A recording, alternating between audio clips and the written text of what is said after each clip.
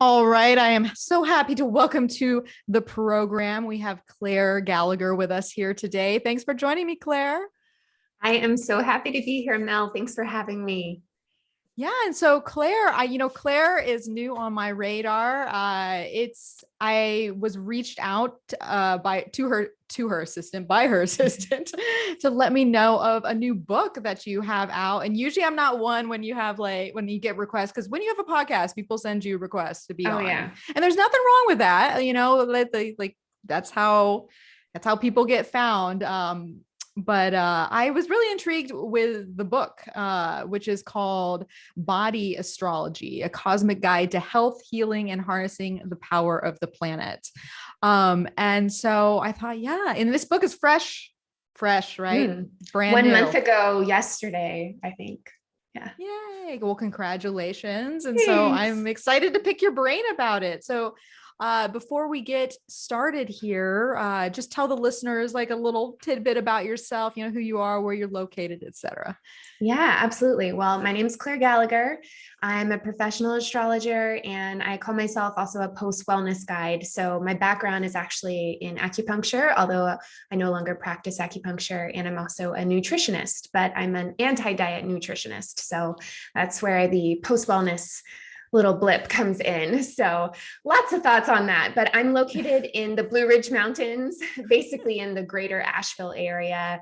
And that's me in a nutshell. Yeah. Virgo sun, Aquarius moon, Sag goofy rising. That's basically it. I love a my partner is a Sag goofy rising. So, actually with the same Jupiter placement as you. So I wonder Oh, I love it. you must be close in age now that I think about it. But I do love him. So you're a Perfect. fast win in my book.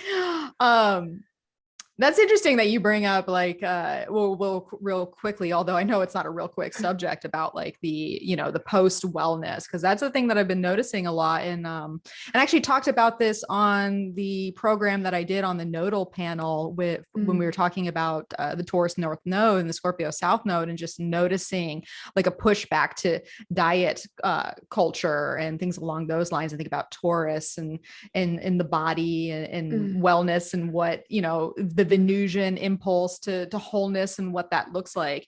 And it just felt like the next year and a half is going to really push more of that momentum and uproot some of those societal and cultural wellness directives that have been driving us for so long. So you're definitely a proponent of the change of that system, right? Yeah. And my nodal return is happening, with the Taurus Scorpio axis. And yeah, it's actually a big part of the book story as well. I kind of had this, writing a book is a 3-year process for me. And during that time, I realized, oh my God, I need to make sure I fix what I can to make sure this book aligns with what I am realizing is my actual belief system around food, because the way we're taught to practice nutrition has always felt terrible to me.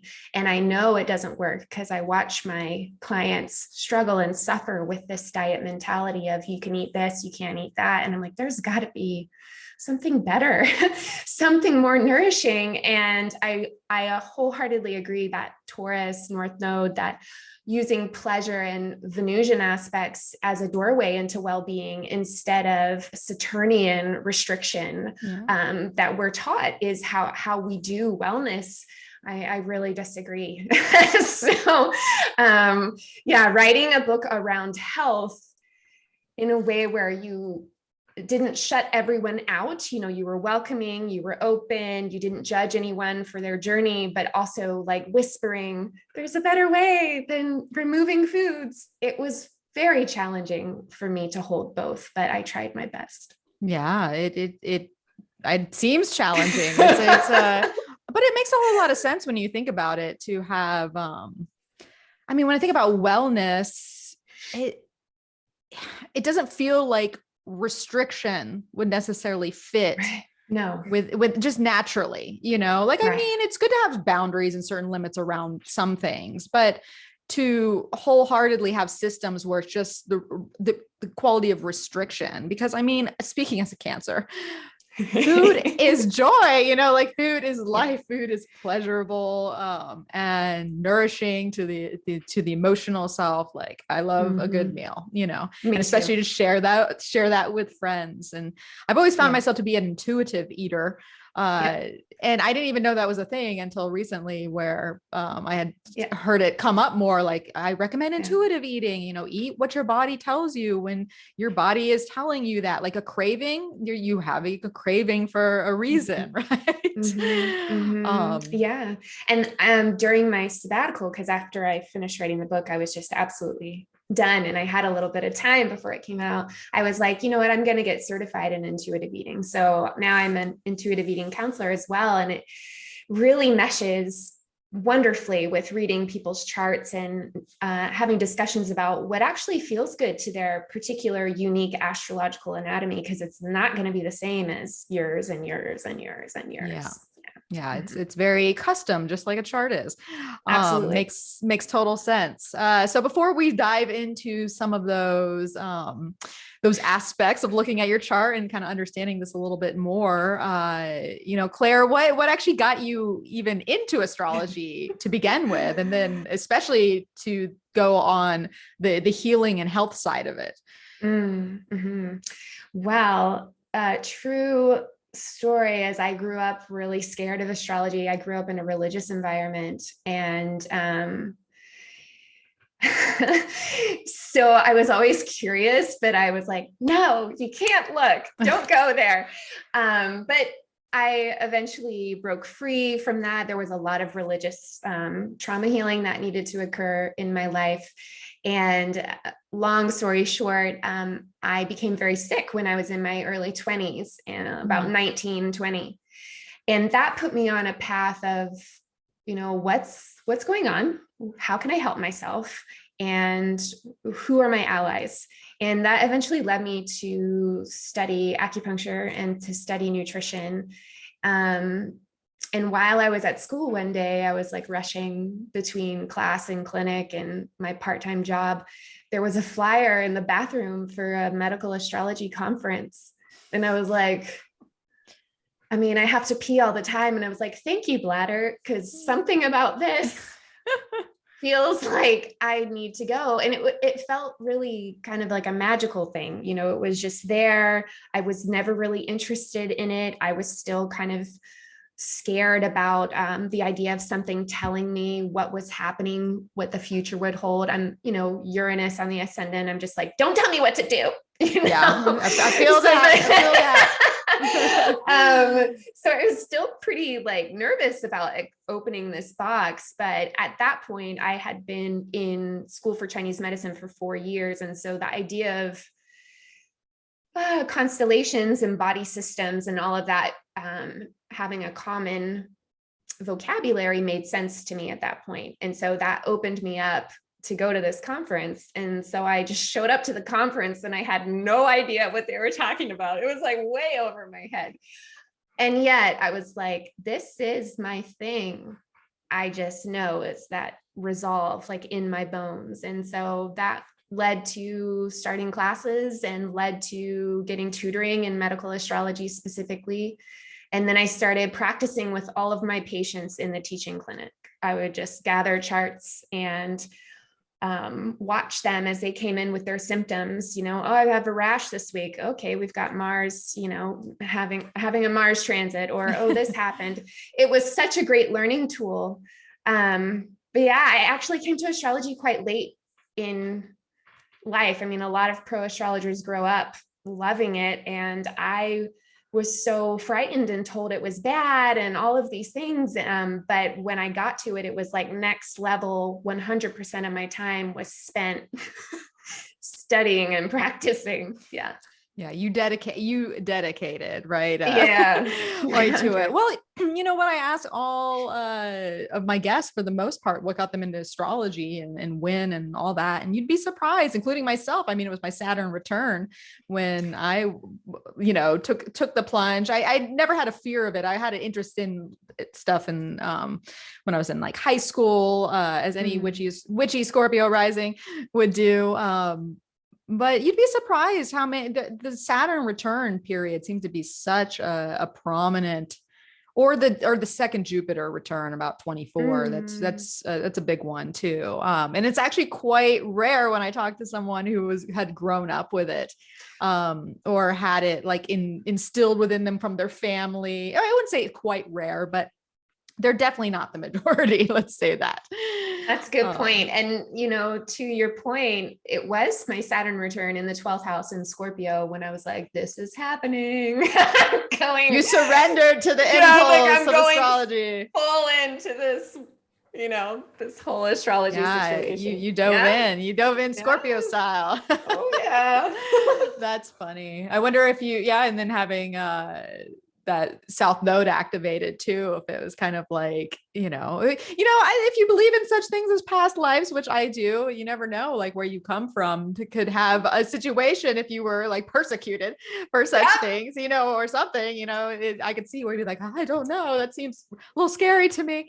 And of course, the culture that you grow up in, it's like, I notice that a lot of times with Sagittarius, prominent Sagittarius, especially sun and rising, or rising, where there is this organized religion component that seems to come in with people's stories and So, but fascinating, Claire. I love hearing people's stories and how they get there. So let's dive into a little bit more about this body astrology. Cool. And I mean, one of the first things when we think about our constitution, for the most part, we're going to think about our luminaries and our rising, because, our luminaries is essentially what lights us up in life, especially the moon with the body, and the first house being a point of the body too. So I know your book covers how the sun, the moon, and the rising relate to your body and your daily routine. So can you expand upon that more?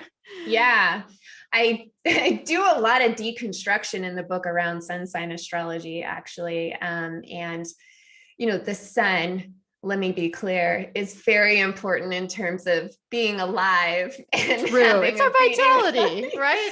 Yeah, it does represent the vital force.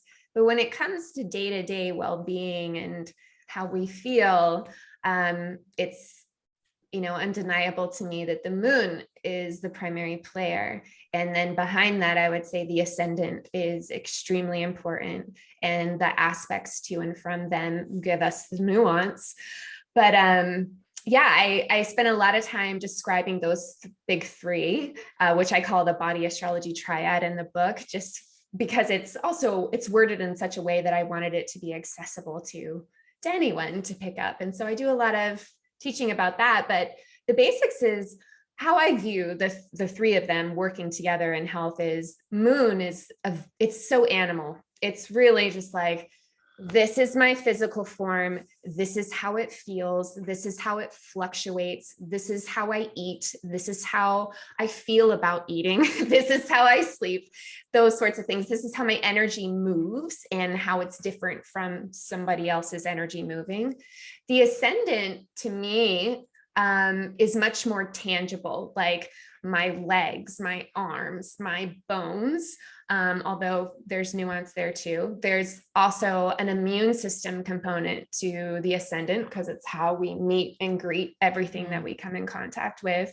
And so I like to extend that to thinking of the ascendant also as kind of how we process stimuli. So very important nervous system area, but also just how do we digest the world around us? And then the sun, to me, is more just like that thing that keeps us humming. It's not necessarily like the nuts and bolts of how things feel or how things work, but if the sun is, afflicted by transit or something, that's definitely going to show up in the body, probably as an energetic, like fatigue, etc., more so. But also there's some mental health component to the sun as well, and sense of self as well. So very hard to pick apart sometimes, the three of them. But yeah, that's how I see it.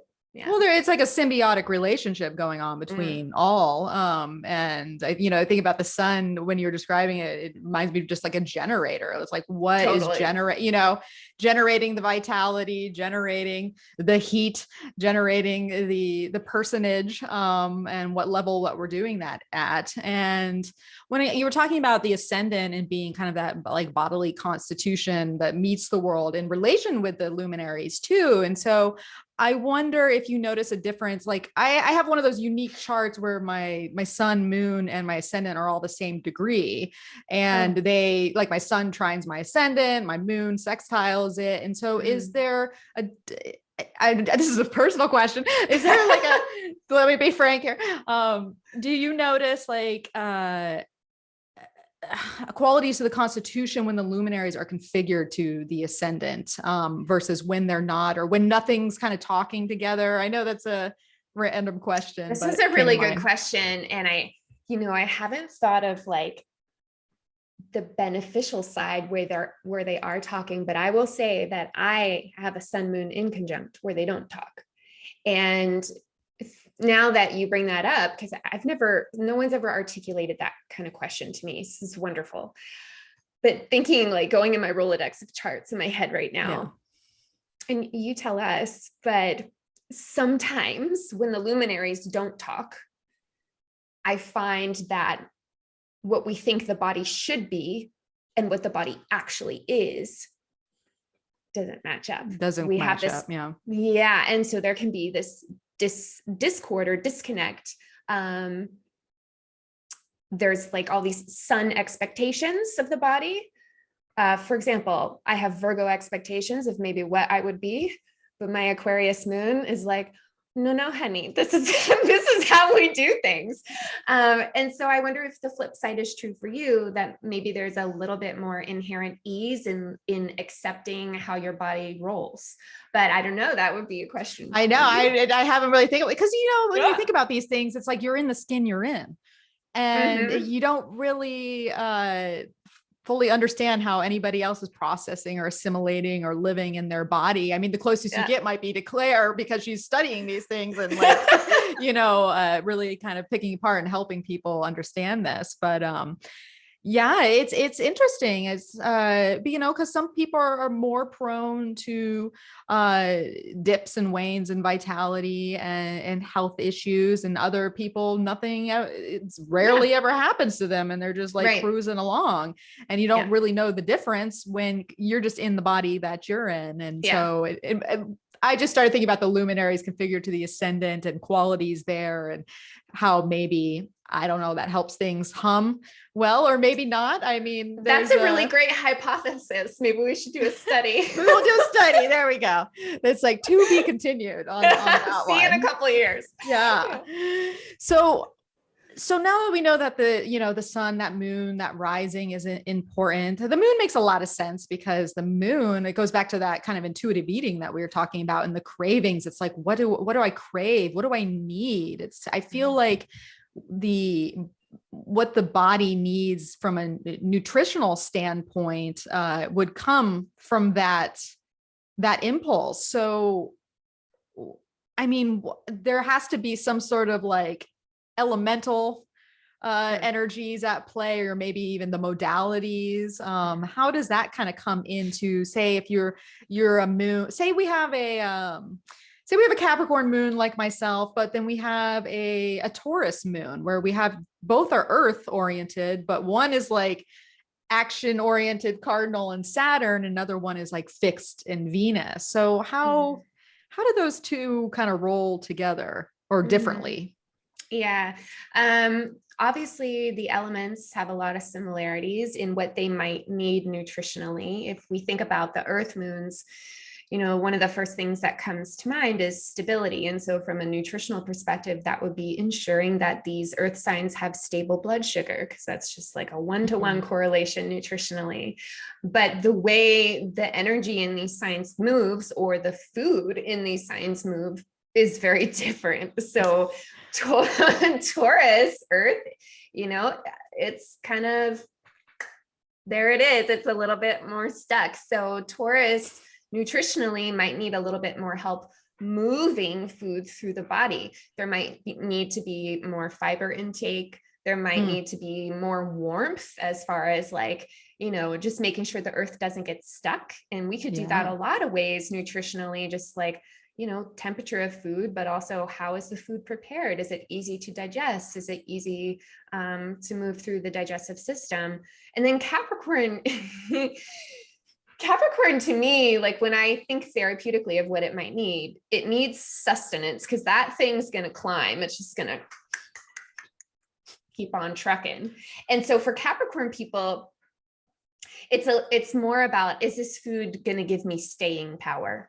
What is going to help me along the climb? And so it's very symbolic, but I find it to be quite true when I'm doing nutritional counseling with people.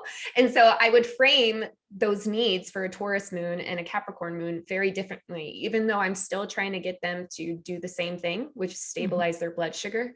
The way I'm going to articulate it to either one is different. I'm just going to use different counseling skills. Does that make sense? Yeah, it does. It makes me, and I pull back to my own Capricorn moon. And I think about like when I intake food that it like not long after digesting it, I'll immediately sort of know if that food gave me anything.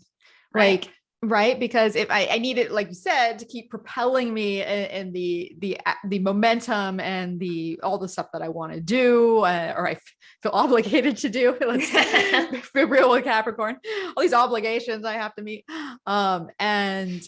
And so I will recognize, and there's like this almost emptiness feeling that comes if I've eaten something that is just didn't give me anything from it. Like I need to feel like kind of that upward propelling, like the body is fueled, like, cause there's one thing to be full, but am I fueled, Yeah. And so, Absolutely. that's an interesting point. What about those fiery moons and fiery folks? Yeah, totally. For fiery people, and this is a generalization, which can be very dangerous, especially in physical astrology. But a lot of times when we have, let's make that clear that we are very unique. There's lots of underlying things. So we are generalizing. And if you really want to know your own makeup, this is what this book's for. This is what Claire's for, other medical astrologers, etc. Yeah. But when I think of a fire moons are hot, hot, hot, and they burn through energy really quickly. So similar, I mean, it's funny because when you work in this field, like without the astrological lens, bodies need more or less the same thing. We need food, we need rest, we need shelter, we need those things consistently. And so we're kind of looking at giving the body all of those things we're just spinning it with astrological flair and language. So for fire people, I want them to feel sustained and supported too, but they often are going to need to eat more frequently. They might burn through their food more quickly. And so we're going to think about like, yes, what is staying power for this moon, but also let's carry snacks. Let's set alarms that remind us to eat when we're just in this creative flow or we're out rushing around doing stuff. Fire moons and air moons too often need help remembering, I got to come back into this earthen form and give it what it needs because I'm so busy out here, connecting and creating and doing other things. Yeah. Well, that makes a lot of sense because when you think about fire and air just as elemental energies, it's an outward reaching energy versus the earth and the water that's more inner motivated. So I feel like earth and water might have more just like a natural response to maybe stop and take in what it needs or slow down enough to like be like, oh, actually I'm hungry. I'm not, instead of powering through and having other stimulus redirect it from, the bodily needs. Absolutely. Yeah. Yeah. And we can also look to the planetary rulers of the moon and the signs, to get even more nuanced information about where these ideas are coming from. So like for Capricorn moon, why do I care about sustaining them? Why do I care about making sure they don't feel that empty feeling? Because it's ruled by Saturn, and Saturn needs it rules protein among other things like minerals. And so Capricorn Moon people often need really nutrient dense foods as compared to like maybe somebody else. Yeah. Yeah, I totally resonate with that, especially having a moon backed by Saturn and Virgo. So it's like, yes. I honestly, I will feel when the nutrients aren't there. Like it's just, I'm like, this is empty food. This is not. And it almost like sucks what I had out of me. Right. Like, even if I had nutrients, it like took them all away. And that could be more of a hypochondriac thing with the Virgo element. But yeah, well, I totally truthfully, Capricorn Moon people, especially if there's a difficult aspect, they tend to have more nutrient deficiencies. And again, that's a generalization, but that can be something that they develop over time or with illness. And so they often need just a little bit more nutrition, just simply because it's a Saturn ruled sign along with Aquarius. Saturn tends to, just take a lot from us sometimes. It does. There's just less of it, there's less and you got to supplement. Right.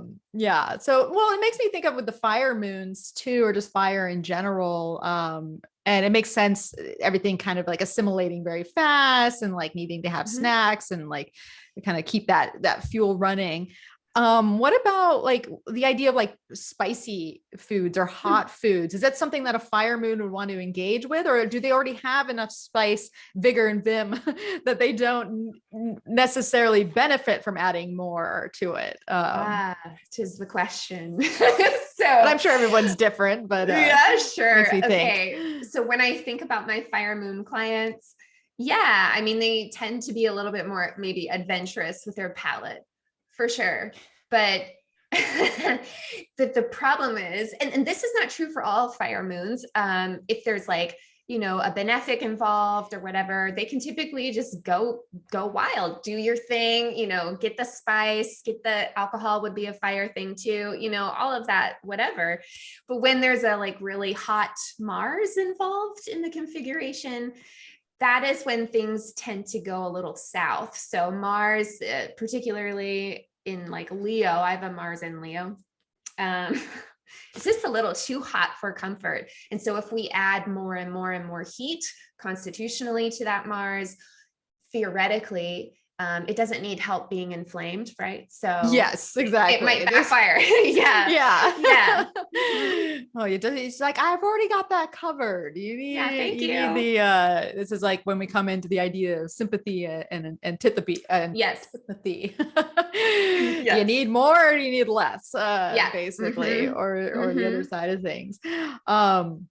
But what about those air moons, or what do they got going on? We identified their kind of outward, having to stop, get back in the body, like the fire, but what would they need more of? Yeah, I think when I talk to air moon people, a lot of them tell me that they feel disconnected from their bodies and that they're living here, and that they're perceiving that as very uncomfortable. And so with air moon people, a lot of times what we'll do is work on the nervous system coming into a place of rest, sympathetic place, so that it can actually assimilate food with ease instead of associating eating experiences with anxiety or stress.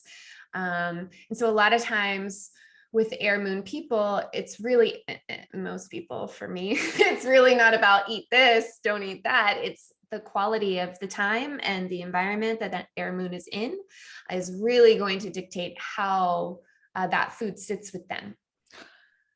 Okay, so I have a partner with an air moon, with a Libra moon, and I can't tell you how, like, yes, he always thinks it's like the particular types of foods, but it seems to be everything sometimes. So I'm just wondering if maybe it is more about, like where that nervous system's at, and how stressed, or where the mind might be somewhere else and thinking about all these things, and then it just kind of translates to the body not digesting it right, because there's just more of a nervous constitution going on underneath. Because I mean, I've been trying to figure out what his system wants for so long, and I know there are some aggressors, but I wonder, like, thinking about that more, because our stomach is so sensitive to how we're feeling. Like when I notice when there's like a lot of fear that comes up and involved, and people are anxious or fearful over something, a lot of times, you get a stomach ache, or your stomach will start to bother you because of that kind of nervous condition. Yeah. With Libra people, especially, I find the oppositions to be really important anatomically. And so when you have Libra and Aries are really important in terms of the adrenal response in the body. That's what they kind of govern. And so Libra moon people, I'm married to a Libra moon. Oh, so we're both on my Libra moon takes adrenal support. So this is making sense. Yeah. And if we think about like how Libra chi would want to move, ideally it would have a nice regulated wave where it goes up and it goes down, and like a window of resilience, if you will. But a lot of times Libra people perceive that as this instead. Yeah.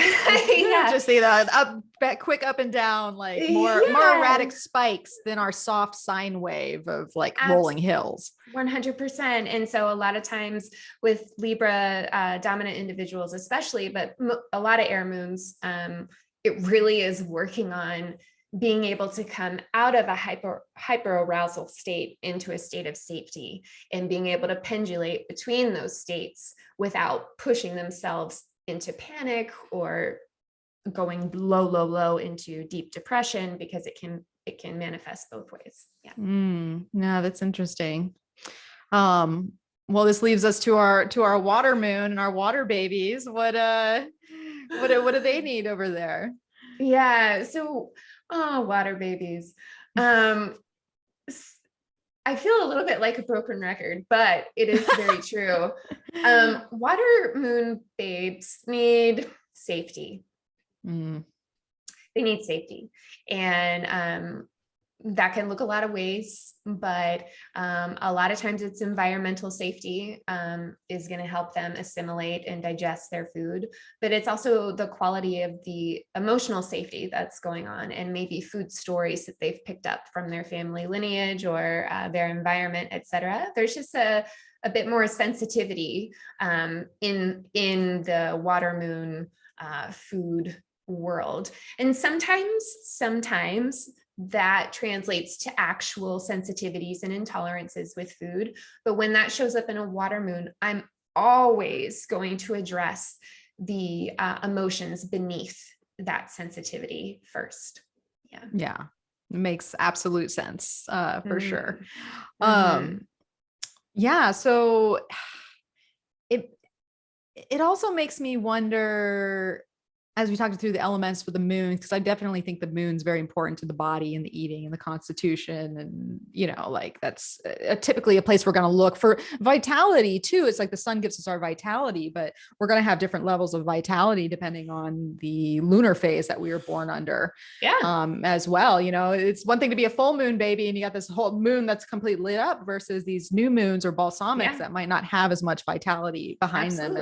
And that's going to add to the variation of how much there actually is to give. Because I know one of the things that you brought up, it's not just nutrition and what we intake, but it's also our sleep quality and our ability to rest and knowing when we need to rest versus when we're good to keep going. And so do you think that like, I feel like, do you think that rest would be a food group? You know what I mean? Yes, I do.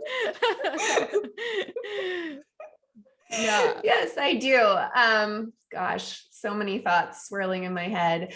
I think what I love most about astrology is that it has the power to normalize the fact that we do not need to hustle in this life. There are some of us that are primed to run that type of energy, but most of us are not. And the moon is a great teacher for that, because it very quickly shifts its shape and dwindles and then gets full and dwindles again. And I love talking about energy management when I'm with a client and looking at their chart, because it's like, oh, a sense of relief.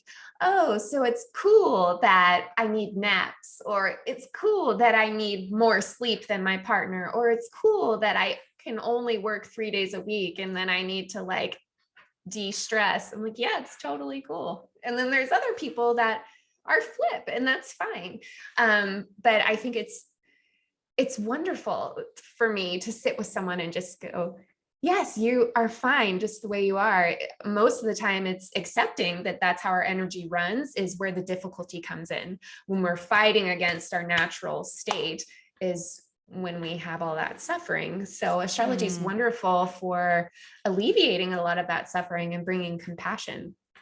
Oh, yeah, that makes so much sense, because what it does, I mean, most of the time leaving a consultation, what we're going to hear is, oh, you helped through, through the planets to validate me or validate what I already know. Yes. Because, we are working once again to go back to kind of the wellness that we started off talking about, and the whole, the system that runs that. And we have so much conditioning, with conditioning from what magazines tell us, what supposed like diet experts, what the food organizations, the capitalism. keep going you're not good unless you're working, like all this, and it just does not, it's not the same for everyone. And it's probably a root core to so much illness, because the reality is that there's a lot of sickness on this planet, for varying reasons. But I think food and rest seem like the key places to start with it. Food, rest, and emotional mental health, which are tied in, like they're separate, but they're essentially the same, because they need to work within one another for both to be at a healthy stasis, at least in my mind. Yeah, absolutely. Yeah. So it makes me think, one of the things that you talk about in your book is using the power of the planets to rebalance and restore. So knowing this stuff is valuable when we find ourselves out of balance within our daily routines. Because when something's off, or you feel like you're just struggling and just going uphill, and no matter what you do, like something's got to change. So what were we looking for in the daily routine, or some signs that we need to shift, or just something along those lines? I'm a fan of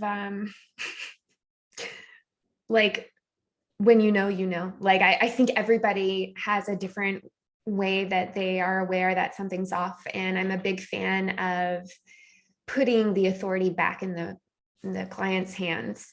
And so that being said, the way I have it laid out in body astrology is, I make it quite simple in case someone is very new, or I make it more complex. But each planet has a personality, it has an element, it has a range of functions that it governs. And we can kind of determine, like, oh, I feel off. What's underneath that? What's the sensation associated with it? What are the symptoms associated with it? And so theoretically, you could look those things up in the book and discover, oh, seems like a Venusian imbalance. So what would Venus need to feel supported? Do I need to add more Venus? Or do I need to work with an opposite planetary energy to maybe reduce Venus a little bit? See what I'm saying? Yeah. Like not that we'd really want to reduce Venus, but well, sometimes we need to. Sometimes. Yeah. And so that's how I approached it in the book. It's very sympathy, antipathy, sort of layman's terms. And I broke it down into charts. So people that aren't really familiar with transits, because that's where I kind of come in astrologically in discerning, oh, something's off. What transits am I having? I kind of lay it out for newbies and pros at the same time. But yeah, if you can determine what off feels like and what planet is associated with those sensations, you can kind of determine what the remedy might be by also figuring out or reading in the book what foods or what self-care practices are also associated with that planet, and adding more of those in, or maybe adding in the opposite if you need to kind of take it down a notch. Take it down a notch. So Yeah. if we were talking about a Venusian imbalance, what are a couple examples of what Venus, if she's gone a little off kilter, would Sure. would we be feeling? Yeah, I mean, the most common Venusian imbalance I encounter is menstrual irregularities or hormonal imbalances, because that tends to be a really big Venusian domain. Venus rules a lot of other things, including the entire like homeostatic process in the body, which is really big and does a lot behind the scenes of like making sure all of our chemicals and electrolytes are balanced. But most of the time for clients, Venusian imbalances might show up in the menses or in the emotional connection with other people. That can certainly be an imbalance as well. And that eventually, in my thinking, compounded over time, would manifest physically. So very important to look at them both. Yeah. Yeah. Well, okay. So now I know something's got to be up with old Mars and Saturn, because you know, they don't call them the malefics for nothing. So you know, I think about obviously transits, because, and I feel like I have a pretty astute listenership. So we could talk a little bit about transits, where especially transits to the moon, when we think about, you know, the Mars conjuncting the moon, or if you have a much longer, you know, Saturn conjuncting the moon, which could be a 3-part series that seems to drag on forever. What are some of the things that could arise with yeah, I guess let's start with Mars. We know he's the king of inflation, inflammation, maybe inflation. That, I mean, whatever. I feel like that's more Jupiter. That's Jupiter. Yeah, that's inflammation. Yeah, totally. Yeah. So what's Mars stirring up? Mars is just going to bring heat. And the way we would look at it in a natal chart is we would look at the sign to determine where Mars will bring that heat. So if Mars is in Capricorn, it might bring heat or inflammation or activity, because it's not all going to be negative, right? To the Capricorn body areas, which a short list would be the skin and the bones and the joints. There's a lot of other ones, but we'll just leave it at that. So Mars transit, especially to the moon in Capricorn, might correlate with a rash, might correlate with dry skin, might correlate with breaking a bone. You know, that it's going to depend on the other configurations, right? You know, it really depends. I notice a lot when I'm having a Mars transit really to anything, I'm just a little more accident prone. So it's just the opposite of Saturn, which I won't get ahead of myself, but that's basically Mars. It's going to heat things up, and sometimes heat is really great, and sometimes it's not. Yeah. Well, it made me think a little bit, like, in the sense, I mean, Mars on our moon, obviously it can be a combustible situation, because we're getting revved up about something, but it feels like Mars maybe on a Capricorn moon, especially when Mars is exalted there, it's like maybe Mars actually gives you like the juice to get moving, and where you maybe been like stuck or in stasis, versus maybe Mars like in Leo on a Leo moon, and all of a sudden it's just so much fire, and you know, the volcano is erupting. The condition of the planet, obviously the dignity and all of that, it is sect and hemisphere and blah blah blah, very important in delineation for medical charts for sure, because that was a really great example, because Mars in Capricorn is less likely to express as an accident, whereas Mars in Leo, God bless me, just gonna have a panic attack over here in the corner, you know, like that's just too much Mars. Too much fire. And that was a point I was about to bring up, is especially when we're talking about the malefics here, and sect, because, you know, if you're a day chart, you know, Mars is probably going to give you a little more problems, versus Saturn in the night chart, who is the one that can definitely bring bring it on the heartache. That's what I didn't, that song came to me, if you remember. Some 80s or 90s, I can't remember. But anyways, so that is something to think about. You know, are you a day chart? Are you a night chart? Are you more prone to aggravation from Mars, more prone to it from Saturn? At the end of the day, they're both malefic, so it's not like they're gonna give like an ease of certain things. But how about Saturn on the moon there? What's, you know, Mars brings that inflammation and that heat and stirring up the pot. What's old Saturn doing there? So I just had my little Saturn on the moon. Do so I tell. can tell you all about it. Just kidding.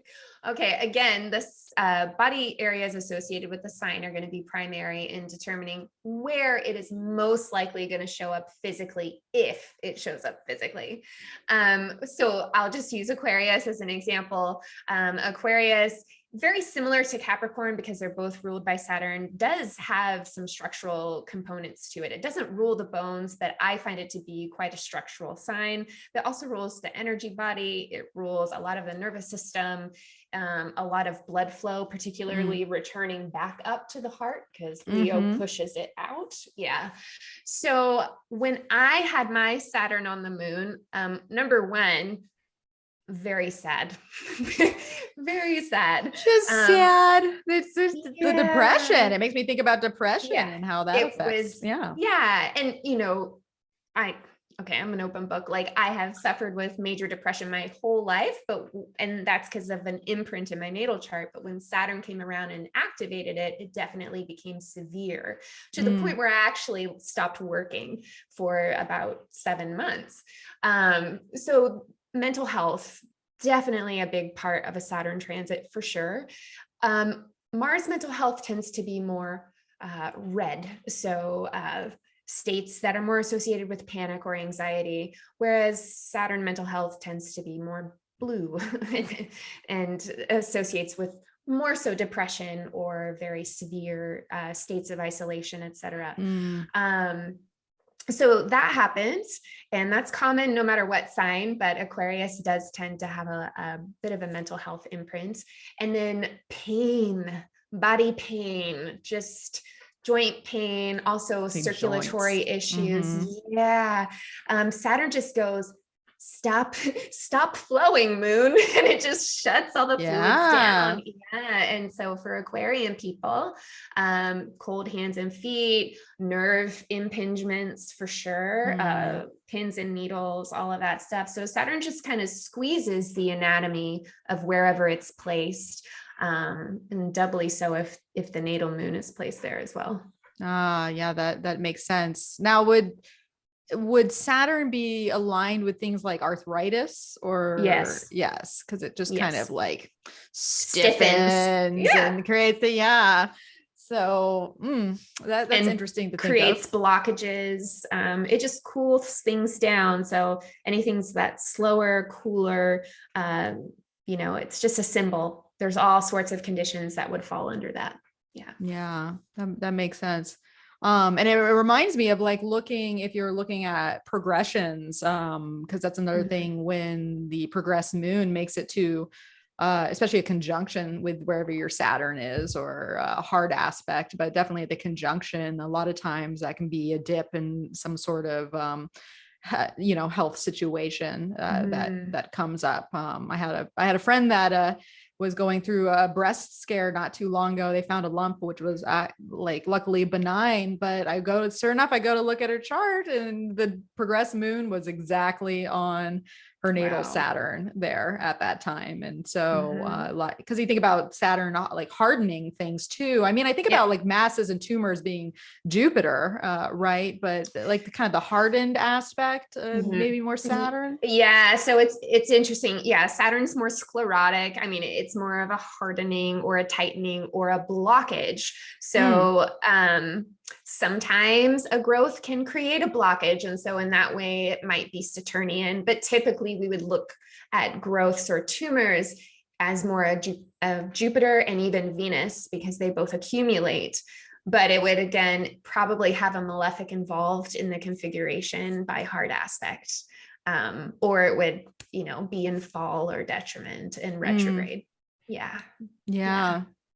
Mars and Saturn they always got something for us. There's a yeah. And I'd say it's like super important to just know the anatomy associated with your natal Mars and Saturn placements, because they just need more TLC. And if they haven't shown any issue yet, yay, fabulous. Over time with transits and progressions and just aging, it happens, just aging, just saying. Those are the parts of the body that just need attention. For the Saturn areas, they often need structural support or maybe help opening, and the Mars areas tend to need calming down. Yes, well, this brings this question, speaking as, because we think about the first house being that place of the body and the physical vessel itself when we're talking about house placements. But what about the sixth house? Because, the sixth house is our place of, disease, or the things that are going to afflict us, or keeping our body, having routines that keep our body in some sort of homeostasis that, keeps illness at bay. And I was just thinking, as someone who has Mars as the ruler of the sixth house, and it's true. If all the times, if I am afflicted with something, it is going to be, it could be a skin situation, a skin eruption. It can be, well, just me getting like all heated up about something and just getting, anger or something along those lines. It just feels like it usually manifests that way. But anyways, my question is looking at the sixth house and in the ruler of the sixth house, and what that could tell us about, what do you look at as the sixth house just in general in relation to the body and health? Start there. This is a great question. So, I probably have an unpopular answer, but from my practice thus far with real people, yes, I find the sixth house to be important. Yes, I find it to correlate with conditions at times, but I do not, at this point, I have not found it to be correlating with things that are very, very, very serious. I find it to correlate more with day-to-day things that might irritate you, which can become serious over time. Yeah.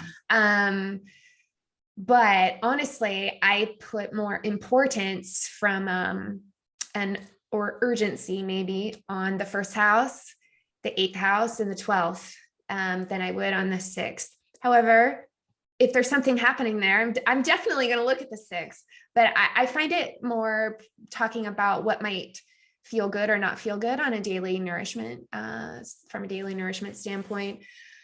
And then the ruler,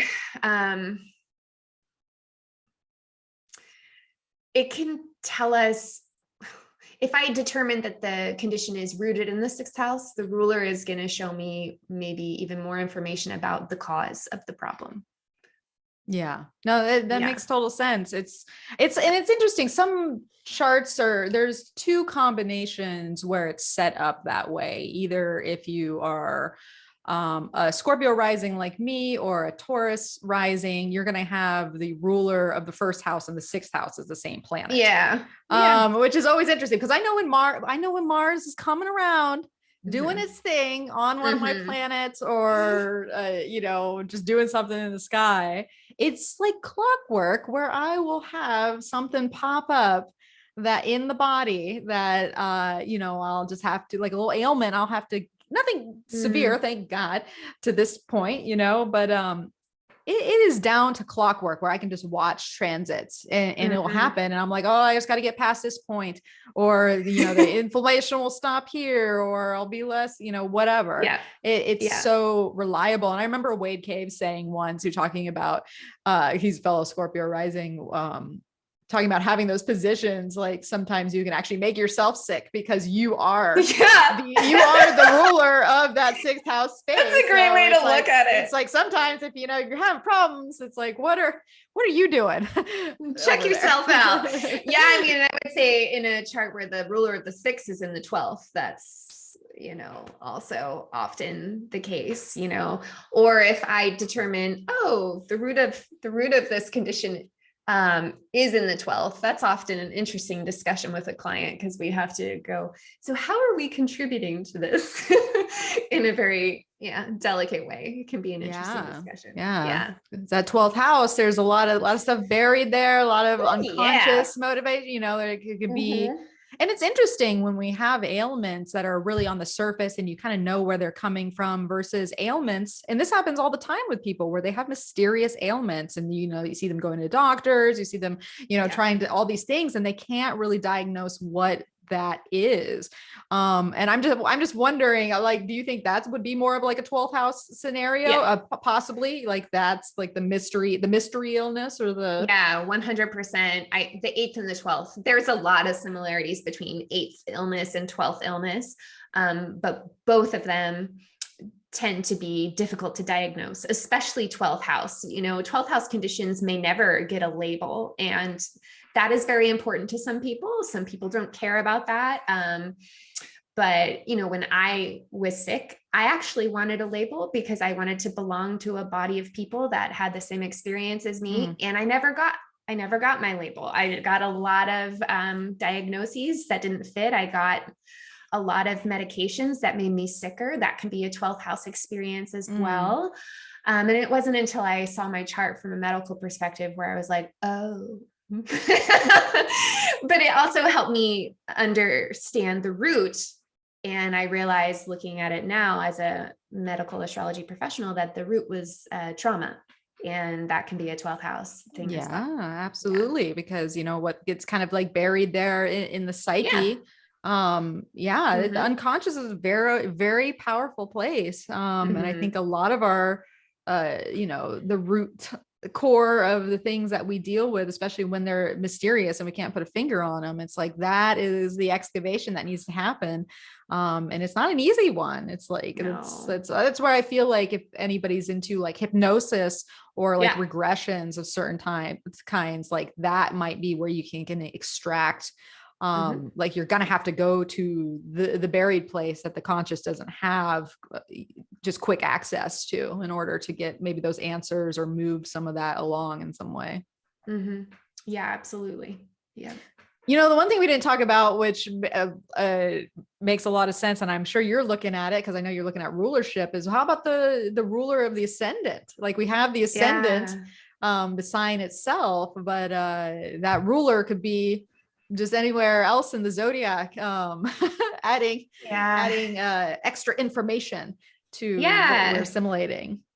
So I guess I'll just use myself as an example, for lack of better option at the moment, but like I'm a Sag rising. So to me, the ruler of the ascendant is a primary health player, and transits to the ruler of the ascendant are 99.9% of the time going to show up in the body, or at least in the mental health. And to me, they are the same. So I think knowing where the ascendant ruler is located from a house standpoint gives you insight into areas of life that can become inflammatory. And I mean that, not, maybe I should use a better word, that can become problematic maybe for you. So for me, it's a 3rd house Jupiter. And I, in modern day, equate the 3rd house with all types of digital communication, like email, social media, text. And I have developed a really difficult relationship with those things. And it reflects immediately in my health. And so I know, as having, the ruler of my ascendant in the 3rd, that 3rd house stuff, I really need to take care of that. I need to dial that self-care in, because it's going to reflect in my 1st house. Yeah. That makes it. I think with Jupiter too, how it just be, especially if it's like a large influx of that, where, that you have like a lot coming at you, or like big expectations of how you're supposed to show up there, like an overwhelm basically from the Jupiter component. And then you think about like the 3rd house being kind of that mental communicative space, it being an air sign, which is also, so that seems to be like just the mental, like an extra mental component. Like we talk about the mental component, but add air on top of it and maybe the third house. And then we're really getting to the, to the mental part of all this. Yes. Yeah. Yeah. So for me, it's like the quality of my thoughts is just going to show up it's going to show up in my body. And so taking care of my mind in whatever way, however that looks, is a number one health priority for me. So I feel that I have a similar thing, being a Scorpio rising ruled by Mars and Gemini in the 8th house, so my mind is definitely the thing that can get in the way or can inflame. I can just get really tense and irritated, like mentally. If you have a Mars in an air sign, a lot of times like the aggression plays out in the mind, or like what's going on in the the inner dialogue or the communicative self. And so, and it's also a place where I can work up what's happening within me. And the 8th house, like traditionally, is a place of being idle. And so I find that when I have ailments, what happens is I obsess over them mentally, but do nothing about them. They have the intensity of the Scorpio energy behind it, but I'm doing nothing about it. And I'm just building it up in my mind. And then when I finally get to the point where I'm like, okay, I have to do something about this. It's usually, and this isn't just ailments, this could be like other things in life. And usually it's a really easy process, or it's not as bad as I thought it was, or it's like I built it up way more than it needed to be and maybe added a little bit of hypochondriac energy to it. But I also have Mars exactly square Saturn and Virgo. So, hey, I got an exact Mars Saturn square too. Woo! Oh, you do? Yes. We're noticing Claire and I have some similar placements. But yeah. And so it's that mental health and the quality of my mind and how I'm using it, to a disadvantage, to work through whatever is popping up that's out of balance, and learning to deal with it rather than stuff it in the 8th house and not do anything about it. Yeah. I love you bringing up the idle aspect of the 8th house, because my ruler of the 6th is in the 8th, and I have a very similar experience. Me too. Yeah, exactly. Yeah. Even though like this is what I do, it's because I need it, right? Like I will just let things build up until it's like critical mass, and then it's just and so 8th house can be difficult. And so for listeners, like, again, knowing the anatomy of the 8th house is important, because those are the parts of the body that we might more naturally turn a blind eye to or neglect. Yeah. Well, it makes a lot of sense, because it is a point of aversion from the 1st house. So if the 1st house is our body, the places where we aren't looking so much is going to be that 8th house, that 6th house, the 12th house, the 2nd house.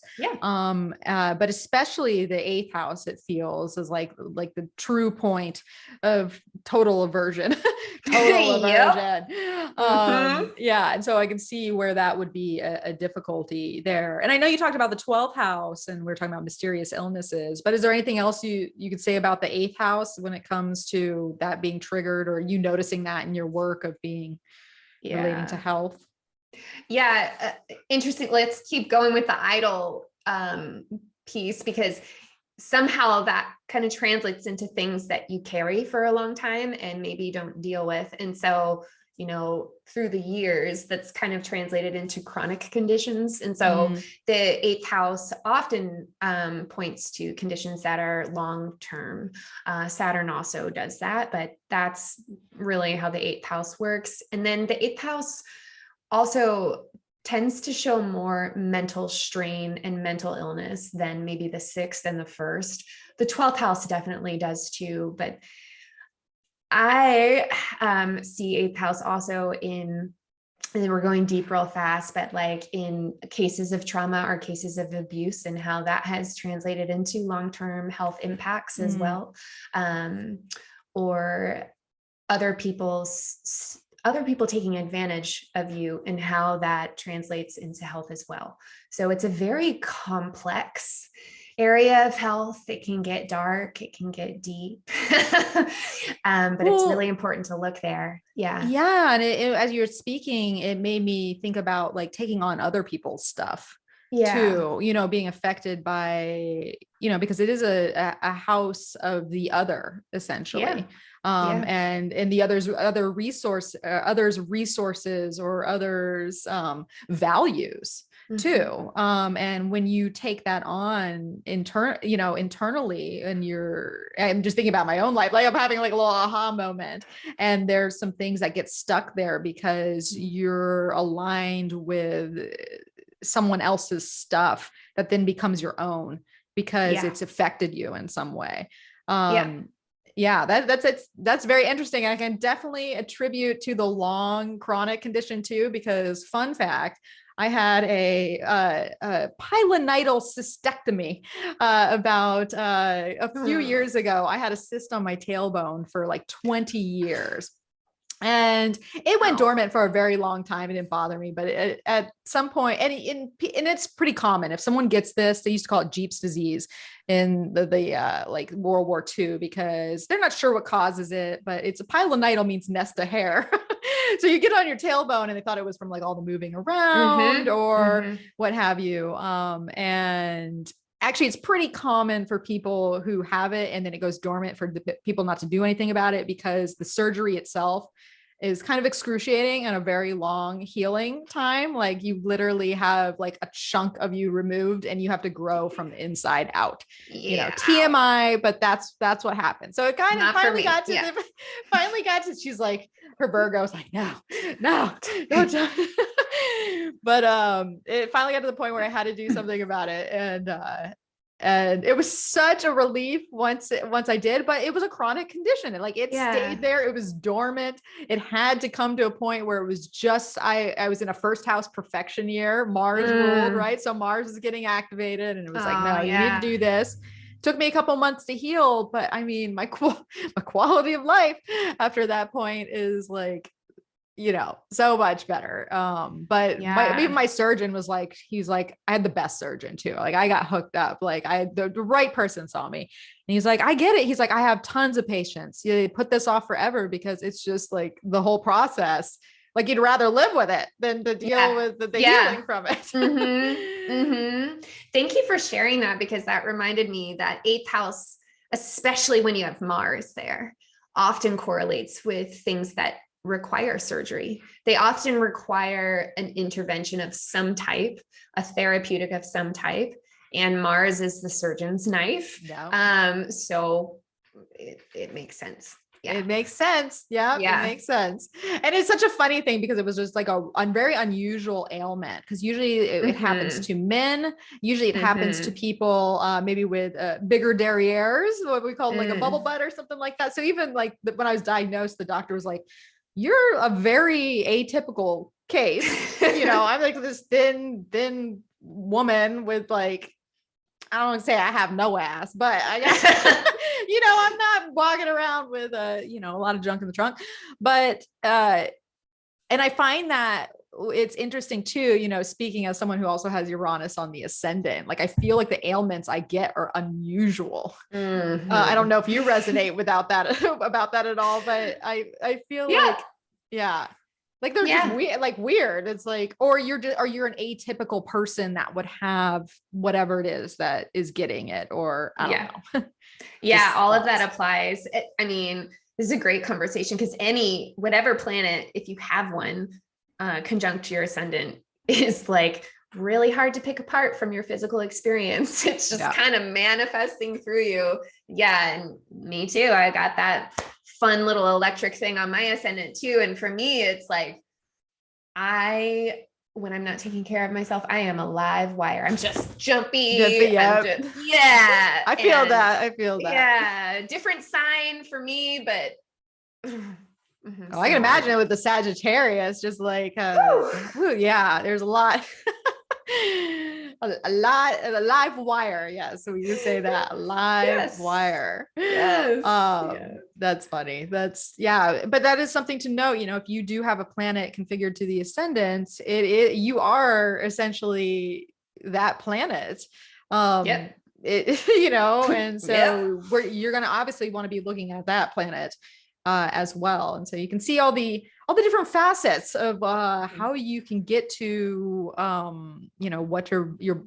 what your constitution is, what your kind of archetypal planetary energy that is aligned with your body and your well-being there. And so now our kind of last little segment to talk about here is like becoming your own body astrologer. Like we talked about certain different ailments, different things to look at, the planets, the sun, moon, rising. But what's the recommended first place to start with that? How do we use you talk about using celestial information in relation to choosing maybe the foods you eat or you don't eat, movement. We haven't even talked about like movement in general. So where would we start there? I think the best place to start is the moon, the natal moon, and just really diving into the energetics of that particular sign. And when I say that, I mean like, what's the temperature? How does the chi of that sign flow? If you were to draw the energy of that sign, what would it look like? And know the anatomical bits and pieces that belong to that sign, and start there. So, for example, if you're an air moon, maybe consider ways of nourishing yourself that also feel like air. We all know what air is. We can observe it in nature. And so everyone can do this. All you got to do is look out the window and you can learn about astrology. Just observe the elements and there's no wrong answer. Like you got it. So for air movement, what would that look like? Would that be something cardiovascular? Would that be catching air in some way? Would that be social movement? There's a lot of ways that could look. And then from a food perspective, that gets a little trickier because I'm really hesitant to say like, don't eat air foods or eat air foods, but more like, how can air feel stable? Right? How can I make sure that I'm not flying out, but like cruising, right? And using it in that way instead of particular foods. However, in the book, I do list out air quality foods and foods that are associated with each planet. If you want to get really nerdy about it, you can do that. But it's honestly the last thing I would ever look at in a client consultation. Yeah. No, that makes sense. I'm fascinated with the whole movement aspect. When I think about air movement, that's interesting. You said like catch air. It makes me think about people that, like people that like to like skateboard or something and, do big jumps and they're like literally flying through the air or doing, or thinking about like gymnastics and like people that are doing like, pole vaulting or the rings and they're like literally just flying through or like the air. dunking, I'm like basketball. It's a super like Aquarian sport to me in my mind. Interesting. That's very interesting. First I was like skydiving and I'm like, who is skydiving? You have all these air moons out there just skydiving. They're like, body astrology told me to do it. No, I'm just I know, that's my worst. No. But how about movement? Let's talk about movement with earth and water, because these, I feel like, especially earth, there could be more of a sluggish, and I think about the moon, but I also think about just Mars in general, right? Because Mars is going to get us. We talked about all the challenging aspects of Mars, but when we're talking about movement, essentially that's Mars territory paired with the moon, of course. But I mean, definitely look at the sign that your natal Mars is located in, and then if you have a copy of Body Astrology, I list out all kinds of random sports and movements that are associated symbolically with each sign, and so you can kind of get some fun ideas there. But when we think about whether it's an Earth Mars or an Earth Moon, for movement, I want to facilitate something that is sustainable. So we're typically taught in fitness culture to go 100%. And for most people, but especially earth people, I like to take things down into very digestible chunks. So if someone comes to me and says, I want to do X number of workouts per week at X intensity, I'm like, how about we divide that by 2 and start there? So a lot of it, again, like digestion, it's like, how does my earth body relate to movement? It's not really about what type of movement. It's more about how to give yourself movement, how to think about it, how to approach it in a way that feels natural to you. But in terms of types, earth people are usually going to be more prone to move when they're in a pretty place, if they're outside, and all of that stuff.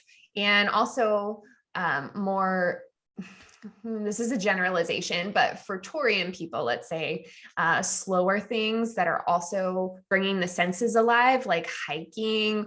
What's wrong with that? Nothing. Walking, wonderful. Capricorn's more of a climber, so they could literally be a rock climber, or they might like running on an incline. It's just symbols. Or stair walking. That would be a Capricorn thing too. And Power walking. Power walking. For sure. And then Virgo, it's just a little bit different because it's ruled by Mercury. And so to me, Virgo is the quintessential gymnast, or like maybe someone that loves calisthenics, just loves doing body weight movement. They're just a little bit more agile in the way they process. They might actually enjoy running, whereas Taurus might hate it. Or Taurus might like really long distances where it's more about, it's not fast. Right. So that's kind of how we start looking at it. Well, I think about, when I think about Virgo, I think about the like ultimate, like bendy yogi that is like just doing all the stretches, all the poses, just have, like that kind of perfection of like the body in the right place and the mind that's stimulated with it. And it's funny we're talking about the Taurus, because the Taurus makes perfect sense with, like, I think about Cassandra Tyndall, my friend and colleague who's been on the program a few times. She has a Mars in Taurus, and she is known for her powerlifting. Like, she goes to the gym, and she like just the intensity of like she loves it, heavy lifting while listening to music or listening to heavy metal. That's like her jam. And thanks for bringing that up, because that is a quintessential, and it's a huge part of body astrology, as I talk about powerlifting as a Taurian sport. Also Scorpio sometimes loves a good heavy lift. And I love that. Makes sense. Well, and you talked about the polarities before. The polarities are important. And Taurus, earth movement, let's just broaden it. Simple is good. In powerlifting, you're usually not doing multi-combo movements. You're usually doing a deadlift, a press, or a squat, or a slight variation thereof. And that's great for Taurus. It's just like to the point, simple, effective, heavy AF. Like that. Your body comes alive when you're deadlifting 400 pounds. That's totally. Taurus lives for that. Well, and so would it be as simple to say, like, for our water folks, that, and knowing like one of my long-term good friends who has a Mars in Cancer, she's out there surfing, like being in the water, swimming, surfing. I don't know. Is there any water else? Maybe sweating? Is heavy sweating? I don't know. Scorpio's into that. It does rule the sweat gland. So if you have like a Mars in Scorpio, those people are like, oh, I love HIIT, or I love CrossFit, or I love just like sitting in a sauna, that sort of thing. Let it out. Water sports for sure. Definitely. But I also know a lot of water people that don't want to do water sports, but flexibility tends to be a theme with water movement, as well as expressive movement. So something that's going to allow you to be in a moody environment or get your feels out, whether that looks like dancing. Dance. 100%. What else? Something just slipped my mind, but you don't have to. Oh, martial arts. Yes. A lot of Mars and water people love Qigong, Tai Chi, karate. Mars and Cancer, a pretty, big fan of the combat sports. That I've seen that several times in consultations. So MMA, kickboxing, that sort of thing.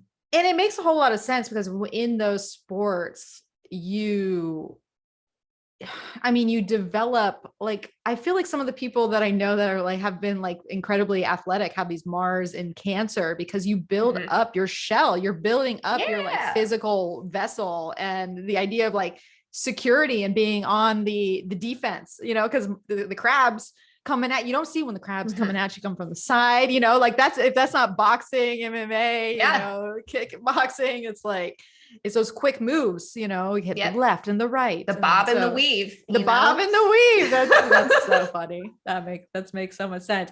And so, I of course, when I think of fire, I'm thinking about those like fast sprint runners. That's like, as I'm doing my power walking in the park, basically that's person that's just like blazing past me. Like it's no business. My lungs would be like dying if I was doing that, or like my knees would be, killing me, but they're just like cruising.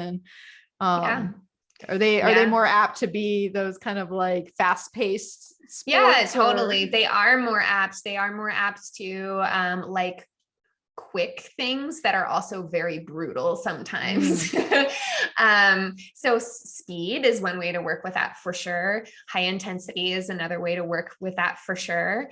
But with fire people, I often see that they get injury prone pretty easily, or they burn out pretty easily. And so they do have to learn a lot of times from their other elements on how to balance a really healthy perspective of intensity and exercise and rest. Yeah. Oh, don't forget the rest. We threw it's that really in important. There. It's really important. It's really important. Yeah. Well, all this has been so fascinating, Claire.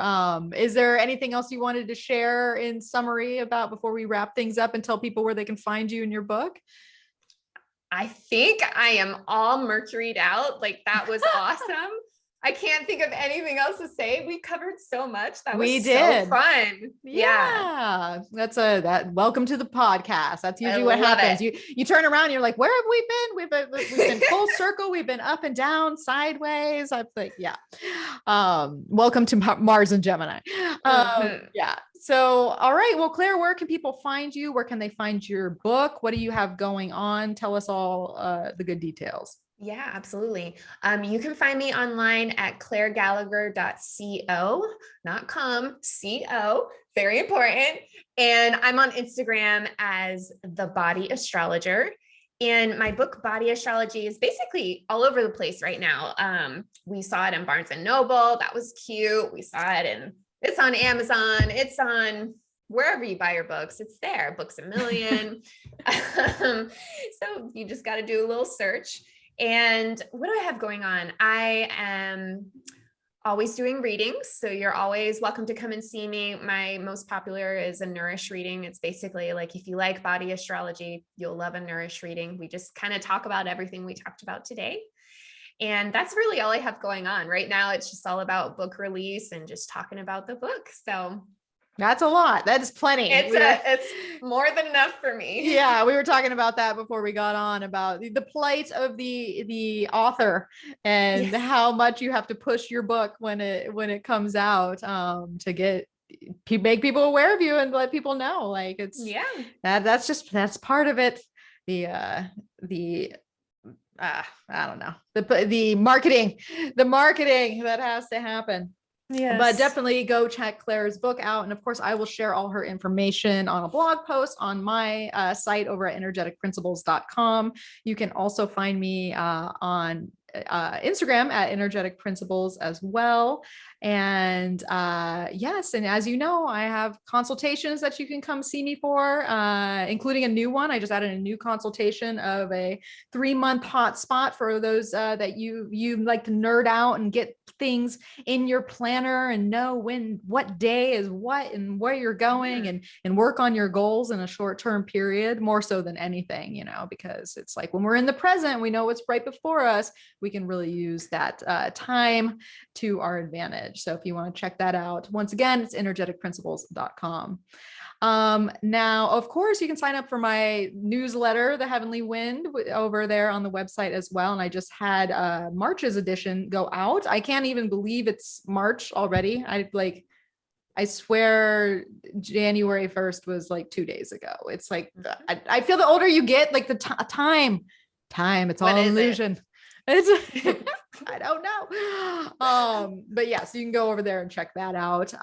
And all right, well, if you think people need to know about body astrology and how the planets jive with the body and Claire's new book, you're going to definitely want to share this with a friend, leave a review wherever you listen to the podcast. And just spread the good word, because that's how we get these things out there. So I want to thank you again, Claire, for joining me. It was a pleasure getting to rap with you, my fellow Uranus rising. It was definitely a pleasure. I had so much fun. Thank you, Mel. All right, everyone. And thanks for tuning in and hearing us rap all about body astrology. We wish you all wellness, intuitive wellness, and getting to know what your needs are. And yeah, so happy Pisces season to everyone. And as always, may the stars be with you.